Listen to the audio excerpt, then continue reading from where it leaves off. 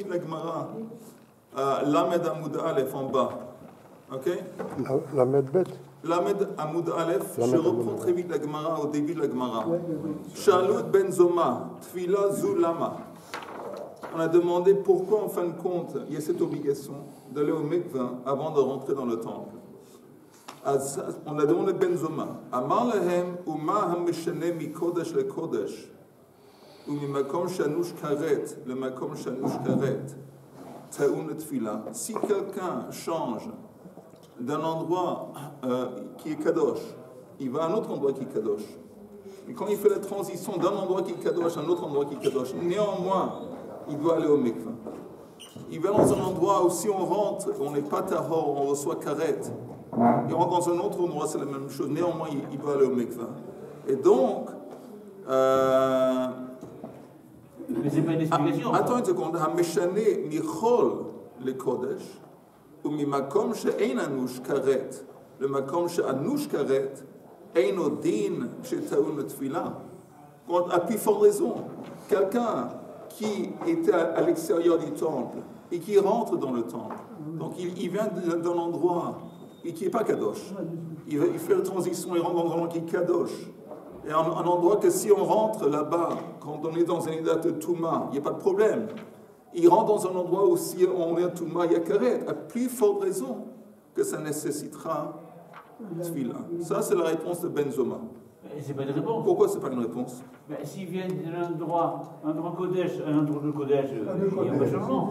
À moins qu'il y ait un niveau de Kodesh. Non, on voit que dans Yom Kippour, on voit que pendant Yom Kippour,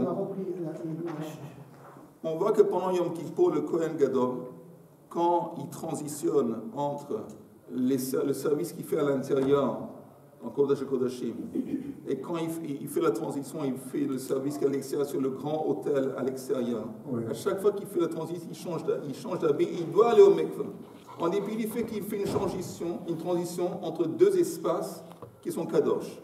Donc quelqu'un qui fait une transition de Chol à Kodesh, la logique dit qu'il a plus forte raison qu'il doit faire, il doit aller au mikveh. Oui, c'est normal. C'est ce que la Gemara vient de dire.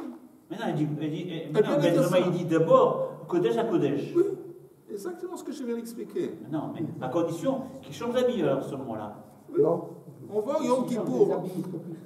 Il change d'habit. Quand il passe d'un endroit Kodesh à un endroit Kodesh, il change d'habit. Oui.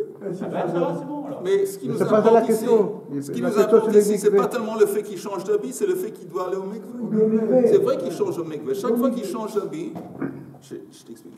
Chaque fois qu'il change d'habit, c'est accompagné par, avant qu'il change ses habits, il fait Netilat Yadayim et les raglaim. Il enlève ses habits, il va au mikveh, il sort du mikveh, il s'habille avec de nouveaux habits, il fait encore une fois un Netilat Yadayim et les raglaim. Il fait ça 5 reprises pendant Yom Kippour, le Kohen Gadol. Et on voit quoi que ce soit, qu'il doit aller au mikveh entre Kodesh et Kodesh. Donc si quelqu'un qui va de Chol à Kodesh, c'est quoi Chol? Quelqu'un qui vient de l'extérieur du temple et qui veut rentrer au temple, il faut raison qu'il doit aller au mikveh avant de rentrer. Ça, c'est le raisonnement. C'est clair pour tout le monde? Oui, c'est logique. Okay. Alors, ça, c'est Ben Zoma. C'est clair? Non, Chaim, on a vu ça avant, c'est Chazara. Oui, je sais. Alors, on continue. Non, je... Dans les mots, j'ai dit c'est tout. Alors, regarde les mots plus tard. Alors maintenant, Rabbi Yehuda lui répond, Schar tefila hizu, kedei sheyizkor tuma yeshana shebiyado veyifrosh. Rabbi Yehuda donne une autre explication. Pourquoi est-ce qu'il y a un besoin d'aller au mikveh avant de rentrer dans la cour du temple, avant de rentrer dans le temple? Pas parce que c'est une obligation, mais c'est Schar tefila, c'est un moyen de se rappeler, c'est un rappel. Quand il va au mikveh, qui va au mikveh? Les gens qui ont problème, qui sont tamés.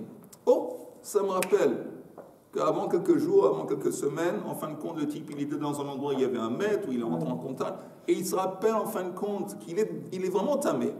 S'il est vraiment tamé, il doit aller au mikveh, c'est ce qu'il va faire. Mais pas seulement ça, il va devoir attendre Ha'arev Shemesh, le coucher du soleil. Alors là, pas seulement il va aller au mikveh, il se rappelle que ce n'est pas suffisant d'aller au mikveh, il va devoir attendre la tombée de la nuit. Ça, c'est l'opinion de Rabbi Yehuda qui apparemment, il dit, bon, c'est pas vraiment une obligation dans le sens que si tu rentres, c'est un grand problème. C'est un rappel pour t'empêcher d'arriver à une situation où tu as oublié que tu étais vraiment tamé tout grave. Et là, tu dois attendre avant de rentrer. C'est clair? Ça, celui-là, c'est-à-dire qu'il a besoin. Un Srar Tfila, c'est comme un rappel. Un rappel. Ok, tout ça on a vu l'autre semaine. Maintenant, la Gemara dit,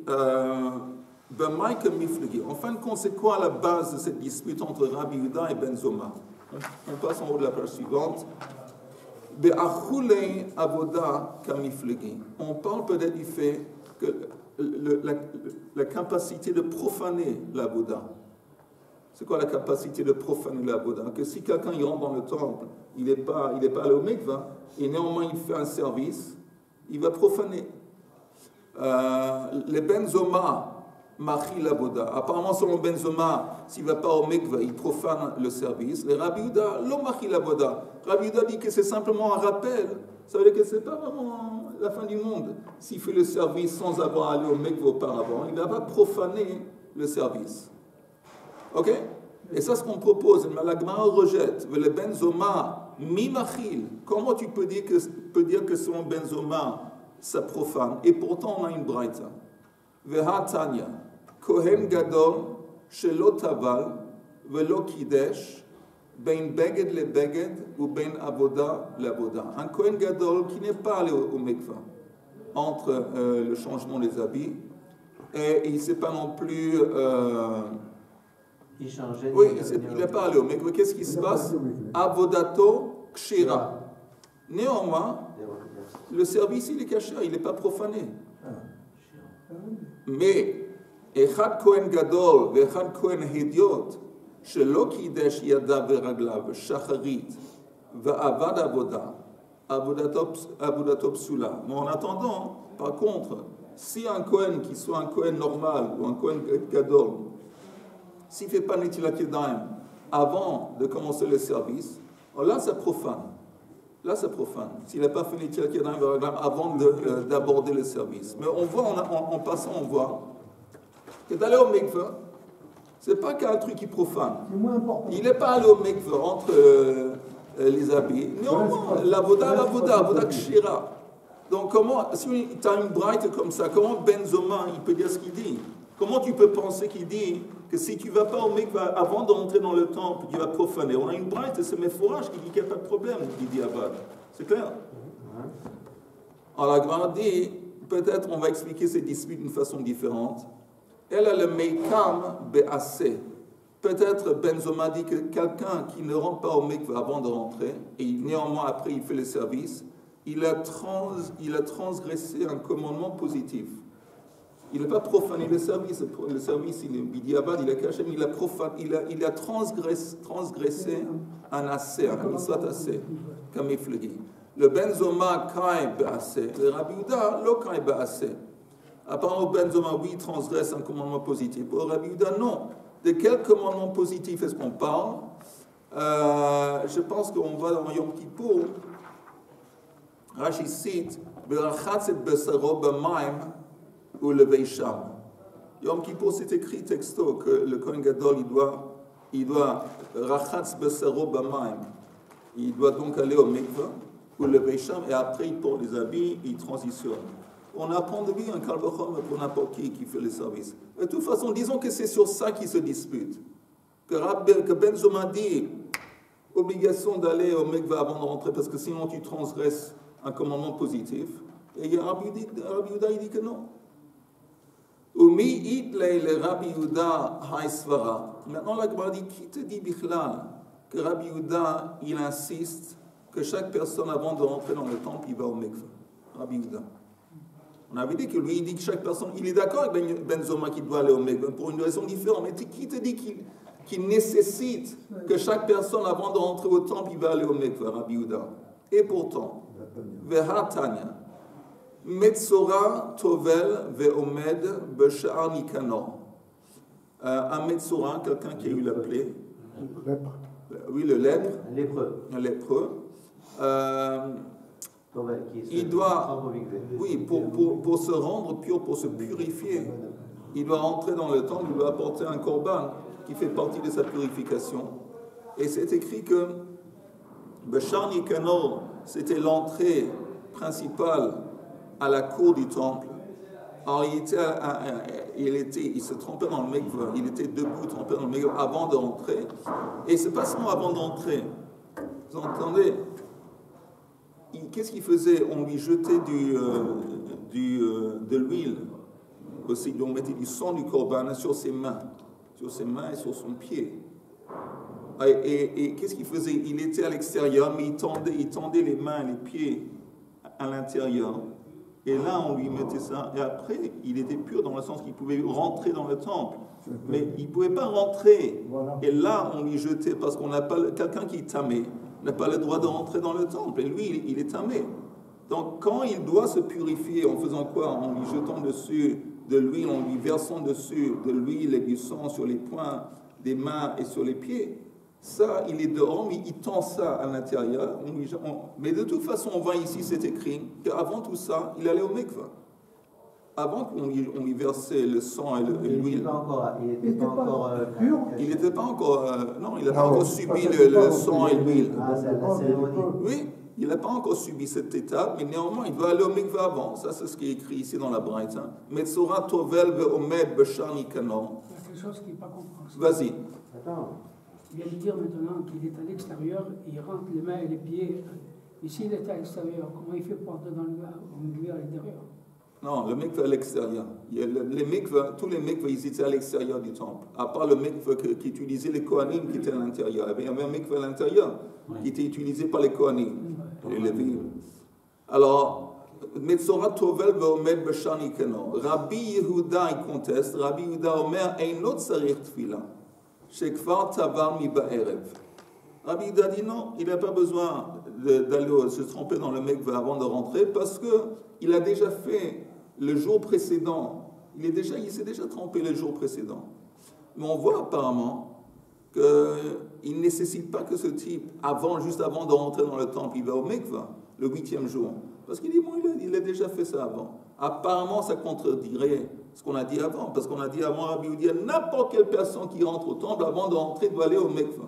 Ici, en parlant du Metzora, il n'y a pas besoin. Et la Gemara répond. Mais il dit, attends, la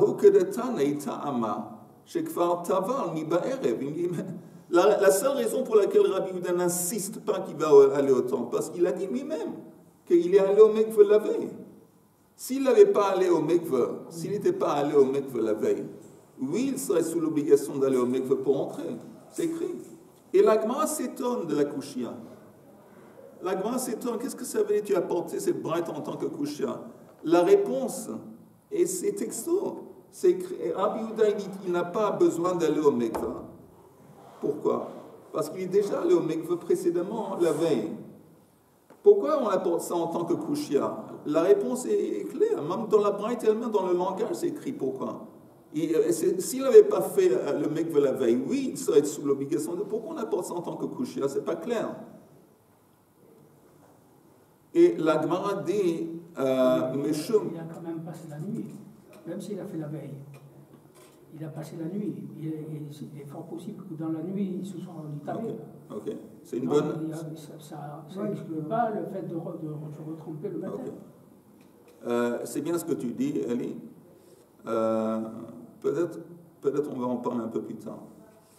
La Gemara dit Meshum de Kabai le mirma achirite alei. Il dit parce qu'en fin de compte, on a introduit cette braïta, la dispute entre le Rabbanan et Rabbi Yehuda, pour arriver à une autre kushia. C'était simplement promotion. C'était le début d'une kushia, et ça c'est la kushia qu'on voulait apporter à cause de cette braïta. De kabai le mirma achriti ale. On a eu envie d'apporter une autre kushia sur cette braïta. Et c'est quoi la braïta? Lishkata metzorain. Shesham Metzoraim Tovlim. Il y avait la place, il y avait une salle dans laquelle les Metzoraim se rassemblaient avant de rentrer, avant d'aller. Et ils allaient dans le mikveh. Rabbi Yehuda Omer Lo Metzoraim Bilvad Amru et la Kol Adam. Et Rabbi Yehuda dit pas seulement le Metzoraim qui allait au mikveh avant d'entrer, mais Kol Adam, n'importe qui d'autre. Alors, si tu me dis pas seulement le Metzoraim, ça laisse entendre que dans l'esprit de Rabbi Yehuda, même le Metzora aurait besoin d'aller au mikvah avant de rentrer, le matin. Et pas seulement le Metzora, il est obligé d'aller au mikvah avant de rentrer, mais n'importe qui doit aller au mikvah avant de rentrer. Et si tu me dis pas seulement le Metzora, tu es d'accord, Rabbi Yehuda, que le Metzora, avant de rentrer le matin, il doit aller au mikvah.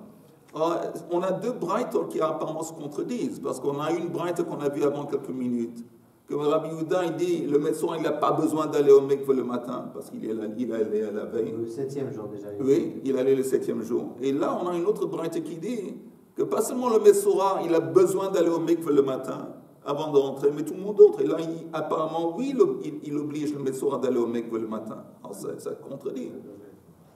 La Gemara dit Lokashia, il n'y a pas de contradiction. Had Tavil, de l'Otavil.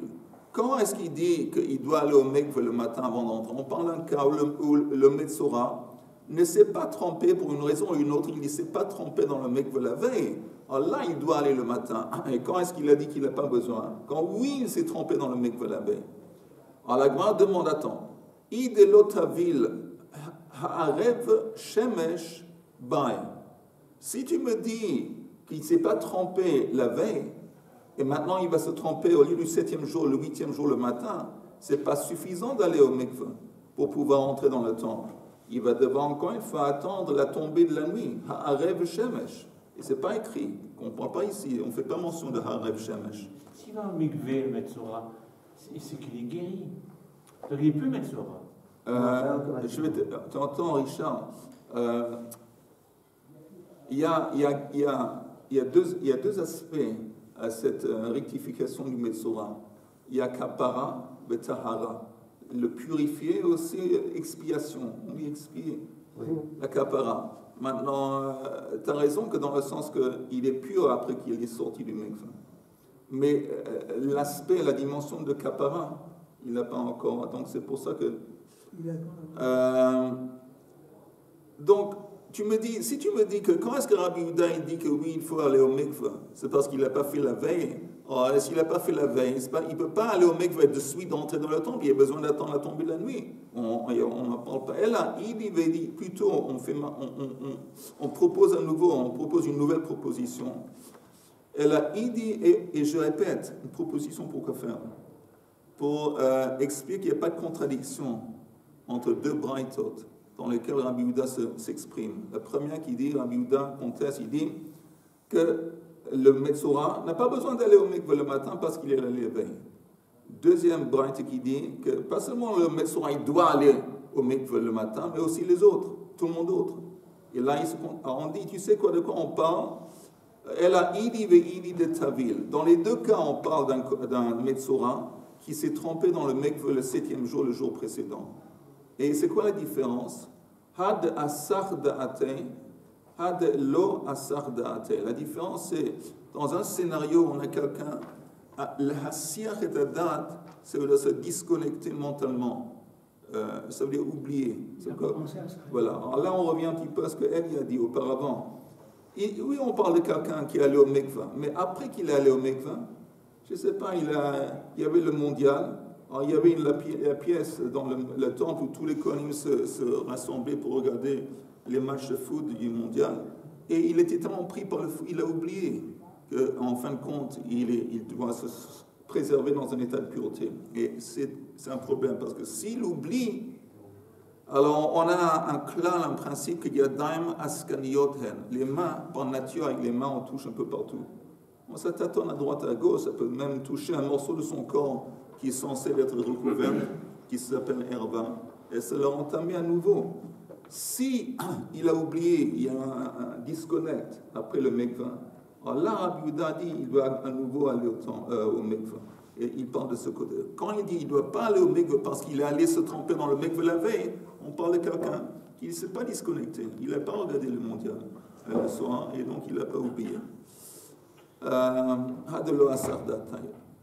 Et asar da'atei, on va dire, mais attends, encore une fois, si tu me dis que le scénario, c'est que le type, il a eu un oubli, il s'est disconnecté du fait qu'il est sorti de mikvah, haza'at shlishi veshvi'i bai.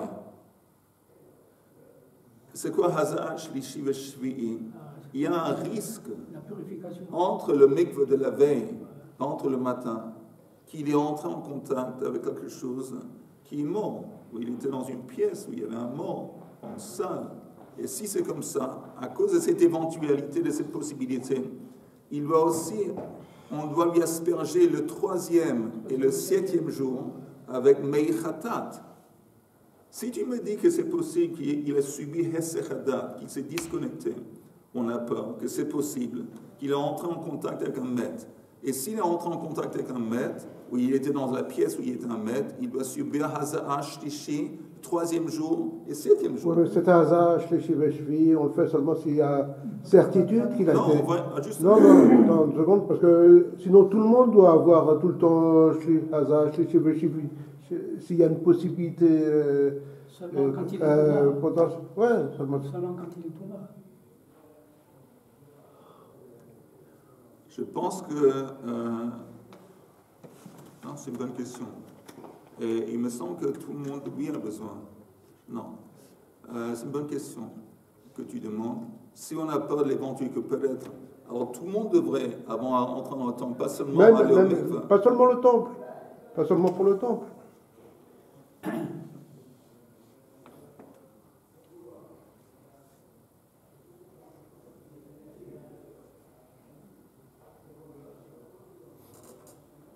n'ai pas compris ce que tu avais dit. Yehuda a dit que tu me dis qu'il doit aller au temple s'il a eu un Hessechadat. Regardez le Rashi, on va juste voir le Rashi qui dit Asar Da'atei, c'est un peu plus en bas. Le titre du Rashi c'est Asar Da'atei. Il s'est disconnecté, mais Shmirat Gufo. Sarich Haza'a. Donc on a besoin de lui asperger le 3e et 7e jour avec Meichatat. Shema nichnas le'ohel hamet, velo sam libo. Parce que de peur que peut-être il est entré dans une salle où se trouvait un maître et il n'a pas prêté attention, il a oublié. Alors Yehuda a demandé si c'est comme ça. Alors c'est pas seulement le Metzora qui doit se purifier le 3e et 7e jour, c'est n'importe qui va au temple devrait subir ce processus de Hazah Shlishi Veshvi, de peur que...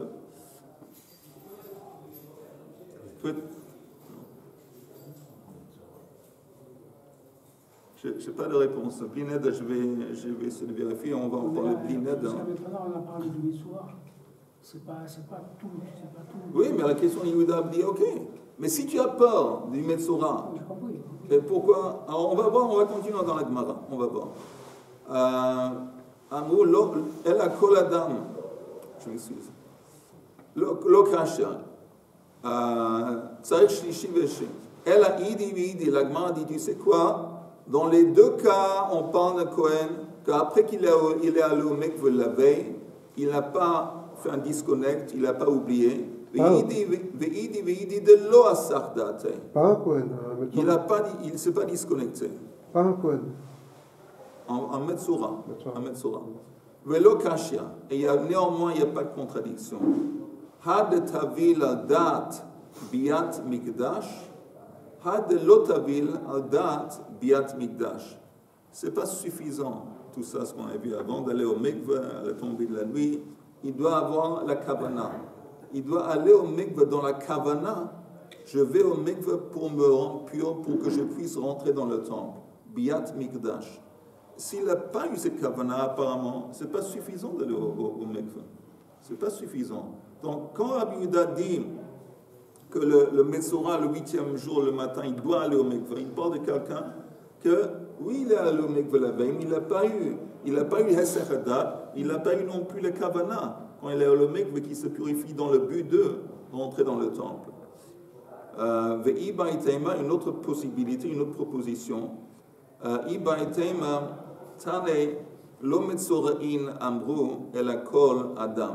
si tu regardes la braïta, la dispute qu'on a vue avant entre Rabbanan et Rabbi Yehuda, on avait dit, Rabbi Yehuda dit, pas seulement l'homme metzorin bilvad amru, et la kol adam, il doit aller au mikveh avant de rentrer. Et la Gemara propose, au lieu d'inclure le mot bilvad, dit, les metzorin, eux, ils n'ont pas besoin d'aller au mikveh. mais les autres personnes, oui.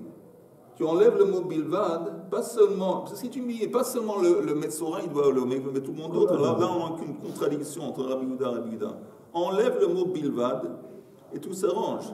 Alors il dit non, les Metzora, ils n'ont pas besoin d'aller au mikveh le matin, comme il a dit dans une autre braïta, parce qu'ils sont déjà allés la veille, mais n'importe qui d'autre, lui, doit aller au mikveh. Alors ça, c'est ce que l'Agma dit. Si tu veux, tu pourrais lire, changer un petit changement dans la version Tane lo Metzorein amru. Les Metzorein, eux, ils n'ont pas besoin d'aller au mikveh le matin parce qu'ils ont déjà allé la veille. Et la kolada. Ravina amar Rabbi Yehuda le divrehem de Rabbanan Kama. Et c'est une nouvelle proposition pour résoudre l'apparente contradiction. Il dit quand Rabbi Yehuda parle, il parle seulement vis-à-vis de la perspective de Rabbanan. Et on explique. Le Didi, Rabbi Yehuda dit, de ma perspective à moi, Metzora en tsarir tfila. Un Metzora n'a pas besoin d'aller au mikveh avant de rentrer. Pourquoi? Parce qu'il est rentré, il s'est trompé au mikveh la veille. Le Didrou, mais selon vous, Oduli Hizi, le mot Hizi, c'est pas évident ce que ça veut dire, mais soyez d'accord avec moi, Mihat, néanmoins, de l'homme Metzorain Bilvad Amru, et la Koladam, que ce n'est pas seulement le Metzora qui, selon vous, doit aller au mikveh, mais n'importe quelle personne avant d'aller au mikveh doit aller, n'importe quelle personne avant de rentrer dans le temple doit aller au mikveh. Les Rabbanan, eux, ils répondent, Metzora Daesh Betuma, Koladam Lo Daesh Betuma. Et les Rabbanan ne sont pas d'accord. Ils disent non, pourquoi nous on insiste que c'est seulement le Metzora qui doit aller au mikveh avant de rentrer, les autres non? Parce qu'il est Daesh Betuma. Ça veut dire quoi Daesh Betuma? Il a affaire avec la Touma, parce que comme il est le Metzora, pendant la période de temps qu'il était Metzora, il sait qu'il est tamé. En tant que quelqu'un qui est tamé, il se permet de rentrer en contact, de toucher la Touma. Parce qu'il sait ça. Il est déjà tamé. Donc il ne prête pas attention à la Touma. Donc comme il ne prête pas attention à la Touma, même s'il est allé au mikveh, Rabbi Yehuda, la veille, il est dans l'habitude, ça fait je ne sais pas combien de temps qu'il est Metzora, c'est peut-être longtemps qu'il est Metzora. Il a cette habitude de ne pas faire attention. Et c'est possible qu'entre la veille, le jour précédent qu'il est allé au mikveh, aujourd'hui, comme il a l'habitude de ne pas prêter, peut-être encore une fois, il a touché de la Touma. Donc nous, Rabbanan, ils disent, on insiste à nouveau le matin, avant de rentrer. Tandis que Rabbi Yehuda dit, non, il se suffit du fait qu'il est allé au mikveh la veille, et on peut faire confiance à ce Metzora qu'après qu'il est allé au mikveh, il sait pourquoi il est allé au mikveh. Il ne va pas se laisser entrer en contact avec la Touma le lendemain, avant de rentrer dans le temple. Ok. Mais la Touma du Metzora, c'est différent d'une autre Touma? D'une Touma Tmet ou d'une Touma... oui, mais disons, il y a d'autres Toumotes, mais quelqu'un qui a touché quelque chose, qu'est-ce qui rend un homme impur? Seulement s'il est entré en contact avec ce qu'on appelle un Avatouma. Avatouma, ça peut être les 8 shratsim, les 8 animaux, les reptiles qui sont morts. Ça peut être rentrer en contact avec une nida, c'est assez courant, c'est possible. Ça peut être dans la même pièce qu'il y a un mort. Ça peut être un zav, il y a un écoulement. Il y a pas mal de possibilités. Peut-être même, oui. C'est intéressant, toucher un animal qui est mort, qui n'est pas un des 8 reptiles, hein, ça ne rend pas impur seulement pendant les fêtes. C'est écrit pendant les fêtes. Alors, si quelqu'un a touché un cadavre, le cadavre d'un animal qui est mort, alors là, il doit aller au mikveh avant de rentrer dans le temple. Peu importe quel animal. Oui, n'importe quel animal, pas seulement les 8 shratsim. Et les corbanotes? Hein? Les corbanotes, c'est pas un animal mort? Non. Non, parce que ça fait partie de l'acte de la Voda. Mais même rentrer, si tu sais qu'avant les fêtes, tu as touché un cadavre de n'importe quel animal, tu dois aller au mikveh auparavant. Mais quoi que ce soit, il y a pas mal de possibilités que quelqu'un va rentrer en contact avec la Touma. Et Rabbi Yehuda, il dit, bon, c'est pour ça que j'insiste qu'avant de rentrer, ils vont au mikveh. Encore une fois, si tu vas au mikveh, bon, ça règle en quelque sorte l'affaire vis-à-vis de Touma Kala, mais le fait que tu vas au mikvah, j'espère que ça va agir en tant que rappel, et ça risque de te rappeler du fait que, je me rappelle, avant un peu de temps, le type, il est entré en contact avec un sheretz, avec une nida, avec un toumatmet, et il s'est dit, c'est pas suffisant d'aller au mikvah. Je vais devoir attendre Harev Shemesh avant d'entrer dans le temple. Ça, alors que le lépreux, pour Rabbi Yehuda, il n'a pas besoin d'entrer. Il n'a pas besoin, parce que de toute façon, il est déjà allé au mikvah la veille. Et Rabbanan, selon cette dernière explication qu'on a vue, ils disent non, parce qu'on ne peut pas faire compte. Même il est allé au mikvah. Quand on parle de quelqu'un qui s'est habitué de ne pas prêter attention, parce qu'il dit, bon, de toute façon, il est tamé. Donc il n'a pas fait attention à quoi il touche. Après la lacha, c'est Rabbanan. Non. Il doit y aller. Ok, Amar le Abaya le Rabbi Yosef. Neima Rabbanan de pligue ale de Rabbi Yehuda que ben Zoma svira lehu. Disons que les Rabbanan qui se disputent avec Rabbi Yehuda vis-à-vis de qui? Maintenant, c'est quel Rabbanan dont on parle ici? Ils sont comme Ben Zoma svira lehu. Maintenant, regardez juste le Rashi. Parce que c'est important, ce n'est pas les rabbanans qu'on vient de voir maintenant qui disent que c'est pas chaque personne qui avant de rentrer, il ne doit pas aller au mikveh. Ce n'est pas ces rabbanans, c'est un autre rabbanan. Quel rabbanan? Regardez le Rashi.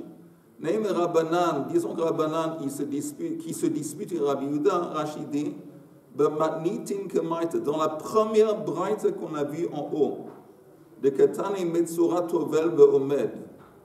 Vous vous rappelez, on avait dit en haut, Metzora Tovel Be'omed B'Shar Nikano, Rabbi Yehuda Omer Einot Tzarech Tfila, Shekfar Taval Mi Ba'erev. C'est cette braïta, cette dispute.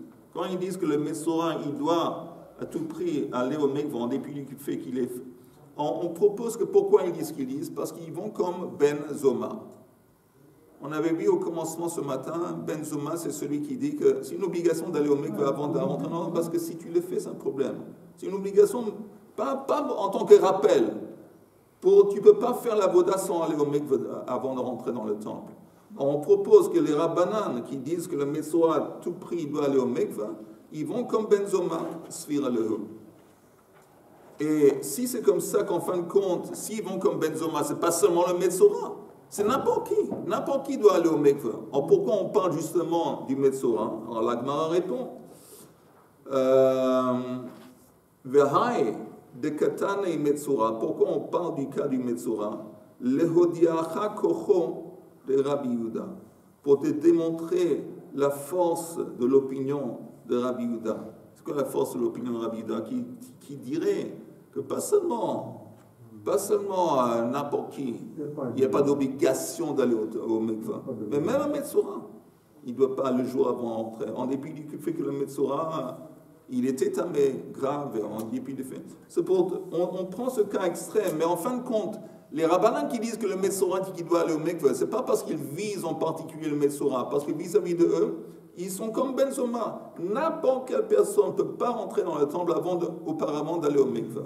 On parle de Metzora pour te démontrer à quel point Rabbi Yehuda il est Mekel. Que même un Metzora, il n'insiste pas qu'il va au mikveh. De Rabbi Yehuda, ou peut-être, Shaine Metzora, de Daesh Betuma, ou peut-être non.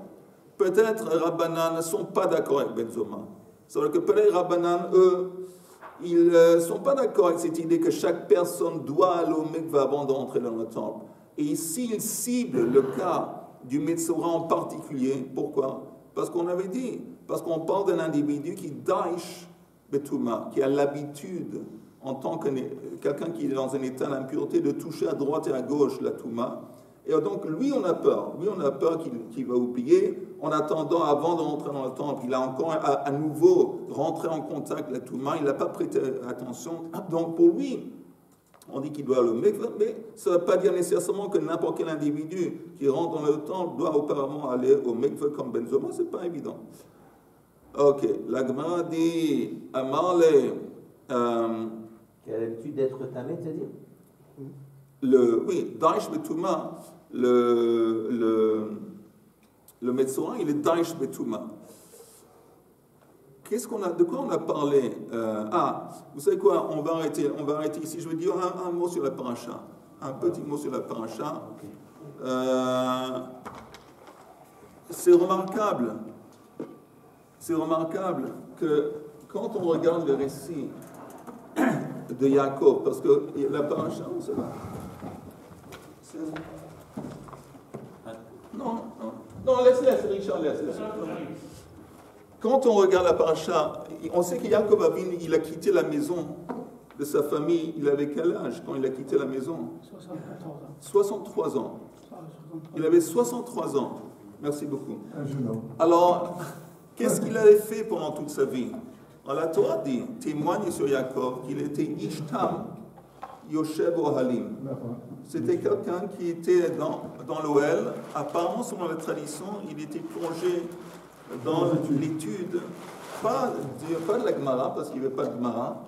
C'est intéressant, entre parenthèses. Qu'est-ce qu'il apprenait? Mais apparemment, il apprenait la Kabbale, une espèce de Kabbale, où on apprend comment la dimension spirituelle du monde, comment Kadosh Baruch Hu, il gère le monde. Tout ça, ça fait des douzaines d'années qu'il apprend ça. Oui, Sefer Yetzira, par exemple. Mais maintenant, il quitte la maison, et selon la tradition, il passe 14 ans dans la yeshiva de Shem Ve'ev. Pas seulement il a passé des douzaines d'années Yoshev Ohalim, maintenant en plus 14, il se tape 14 ans dans la yeshiva de Shem Ve'ev. Quand il sort de yeshiva de Shem Ve'ev, c'est pas seulement que c'est un tzaddik, c'est un super tzaddik, c'est un tzaddik, c'est un type. C'est très intéressant et très important. Qu'est-ce que la Torah dit? Qu'est-ce qu'on attend de quelqu'un qui a ce très haut niveau spirituel? La Torah raconte que Yaakov Avinu arrive à Haran et il rencontre là-bas, il voit le puits et il voit des troupeaux et des bergers. Et il s'adresse aux bergers, il leur dit, après qu'il leur a demandé est-ce que vous connaissez la vanne et tout ça, il leur dit la chose suivante. Vayomer hen od hayom gadol lo et heasef amikne ashku atson ou lechu re'u. Il dit mais attendez, le jour, il fait toujours jour, le soleil ne s'est pas encore couché, c'est pas le moment d'arrêter de travailler. Lui, il a pensé, Rach, il le dit, qu'ils sont payés pour travailler pendant le jour et le jour n'est pas terminé. Il pense qu'ils sont terminés. N'importe qui voit ce verset devait être choqué. C'est quoi cette histoire? Il y a un type qui arrive, c'est un touriste, c'est un étranger. Un étranger. Il voit des gens qui sont dans ce pays. Il y en a plusieurs bergers. Ils leur disent non. Et il leur donne la morale. Il faut le faire. J'ai lu le commentaire de ça. Continue.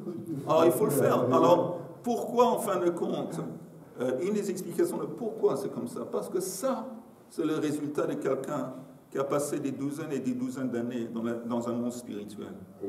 Il a développé une telle sensibilité d'injustice. L'injustice pour lui, c'est tellement un truc qui le traumatise. Il ne peut pas se retenir. Même si ça ne se fait pas, il ne peut pas. Il voit apparemment ce qui lui semble être une injustice, un havel, il ne peut pas se retenir.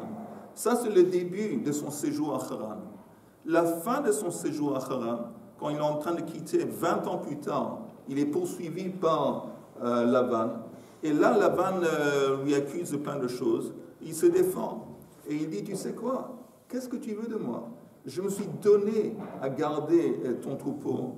Je n'ai pas dormi bien la nuit. Et même quand il y avait un animal qui a été agressé ou tué par un lion, un loup, selon la loi, je ne suis pas responsable. Néanmoins, je t'ai payé.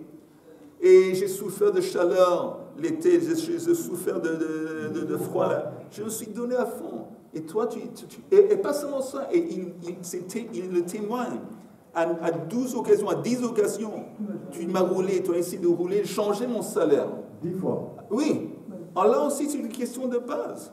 Nous, si on travaillait pour un patron qui était un escroc, un patron qui était vraiment une ordure, comment nous on ferait? On fait le minimum. Je fais le minimum, ce type, je ne le supporte pas. C'est une ordure. Je fais le minimum pour être quitte de mes... Pourquoi Yaakov, il n'a pas réagi comme ça? Pourquoi Yaakov, il s'est donné tellement pour Lavan, qui est un escroc qui a essayé de le rouler à plusieurs reprises? La réponse c'est que dans la vie, il faut comprendre à distinguer, il faut savoir distinguer entre deux dossiers différents.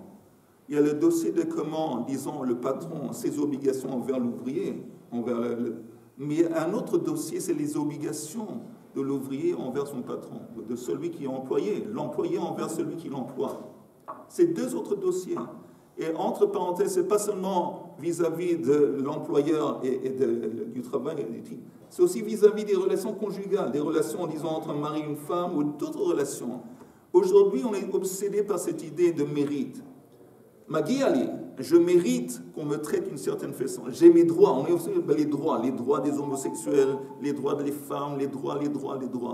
Mais on voit que Yaakov, il n'a pas pensé aux droits, il a pensé quelles sont mes obligations vis-à-vis de mon patron. Même si mon patron, c'est une ordure, néanmoins, je me suis donné à fond. Et ça, c'est très beau, parce qu'on voit, quand Yaakov, il est sorti de Shem et Ève à 14 ans, il était plongé dans la spiritualité. Et après les 12 d'années chez lui, on ne voit pas qu'il a fait des moftim ou des nissim. On ne voit pas que Yaakov a fait des miracles. Aujourd'hui, quand on associe presque d'une façon instinctive, il y a un tzaddik. C'est un grand tzaddik. Qu'est-ce qu'on attend d'un tzaddik? Qui va faire des miracles. Il a dit des choses qui se sont réalisées dans le futur. Il a prédit des choses. Il a donné chaque bracha qu'il donne, ça chaque coup. Ça... On ne voit pas ça, Yaakov. La Torah nous raconte que c'était quelqu'un de droit, quelqu'un absolument honnête, avec une grande sensibilité de tout ce qui risque d'être une injustice. Et c'est pour ça que justement, un des termes que les sages ils donnent sur Sefer Bereshit, pas le nom Bereshit, il y a un autre nom que les sages ils donnent à ce livre Bereshit, Sefer HaYashar. Et la raison pour laquelle ils disent Sefer HaYashar, parce que les protagonistes de Sefer Bereshit, c'est les Havot. Et apparemment, l'attribut de base qu'on voit avec les Havot et les Imaot, ils sont droits. Et on voit ça particulièrement. Il me semble que c'est tellement, c'est une leçon tellement de base et tellement révolutionnaire dans le contexte actuel que ça vaut la peine d'en parler. Le nom de Yaakov, c'est Yeshua. Yeshua, exactement. Et quand il vient de dire un des noms de Yaakov, c'est Yeshua, et un autre nom, Israël. Israël dit Yachar Kel. Ah, encore une fois, merci. Ça vient pour mettre ça en relief. Yachar Kel, Yeshurun, aussi Yachar. Alors, à quel point c'est important d'être Yachar? Et j'ai dit aujourd'hui, on voit, bon, ils se forment un gouvernement, tout ça.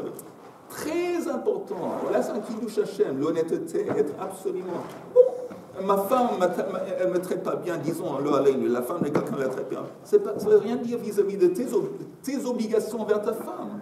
Toi, tu dois te donner ce que tu dois donner. Après, comment elle réagit, c'est un autre dossier. Ça ne doit pas te concerner vis-à-vis de ton comportement envers la personne avec laquelle tu es.